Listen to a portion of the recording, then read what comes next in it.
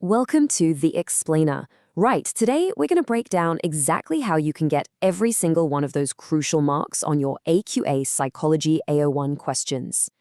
So let's get right into it. Does this sound like you? You feel like you know all the material, right? You've memorized the studies, you know the theories, but for some reason you're still dropping marks on what should be the easy questions, those outline or describe ones. It's super frustrating, I know, but believe me, we are going to fix that today. All right, first things first. To win the game, you gotta know the rules. So let's get crystal clear on what the examiners are actually looking for when they mention AO1. Okay, so here it is, straight from the AQA specification itself. The two most important words here, demonstrate knowledge. See, it's not enough to just have the information floating around in your brain. You've got to prove to the examiner, right there on the paper, that you really understand it. And wow, this is exactly why we're talking about this. Just look at that.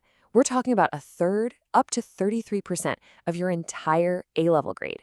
So yeah, getting good at AO1 isn't just a nice little bonus. It is absolutely crucial if you want to be hitting those top grades.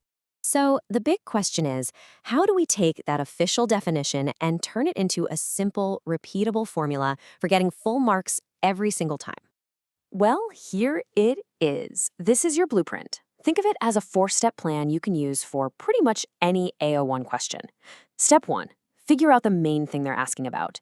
Step 2, back it up with accurate facts and details. Step 3, make sure you're using the correct psychological terms. And finally, Step 4, lay it all out so it's easy for the examiner to follow. Simple as that. Okay, theory is great, but let's see this blueprint in action, shall we? We're going to look at how these steps can take a perfectly okay answer and turn it into a fantastic, full mark one. This is where it all starts to make sense. Right? Here's a classic example. An exam question asks you to outline one example of faulty thinking for 3 marks. It looks pretty straightforward, doesn't it?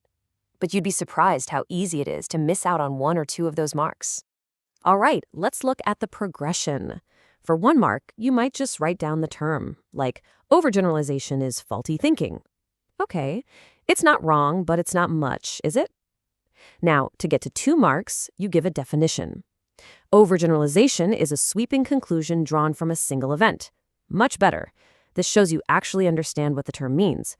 But it's still not a full mark answer. So what's missing for that 3rd mark? And this is the secret sauce. This is how you get all 3 marks. You take that great definition and you add a specific, concrete example. Like, for example, a student seeing a poor performance on one test as proof that he's worthless. See what happened there? You didn't just define the term, you showed it in action. You've taken an abstract idea and made it real. That is how you demonstrate understanding. All right, let's quickly recap and lock this in so you can walk into your next exam feeling totally confident. So let's just run through that checklist one more time. To nail those full mark answers, you need to do 4 things. Always define the key term, then add some accurate detail to flesh it out, then, and this is the game changer, use a specific example to show you get it. And of course, make sure you're using the right psychological language. That's it. That's the formula. You know, it all comes back to this one phrase from the spec: demonstrate knowledge and understanding. If you keep that in your head whenever you see an AO1 question, you can't go wrong. Don't just tell the examiner something, show them. Prove to them that you know your stuff inside and out. So there you have it.